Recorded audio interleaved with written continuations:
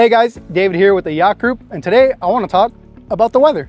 It's not always going to be a perfect day. Some days are going to be better than others, but in those situations where you have heavier current, heavier winds, and you wish you had a little bit more maneuverability on your boat, you should check out a thruster, especially externally mounted thruster, such as our 300 Simplex. This right here could be used as a bow application on many power boats, and if you have a sailboat such as the one behind us, it could be used as bow or stern application on many of those models. Check us out at theyachtthruster.com.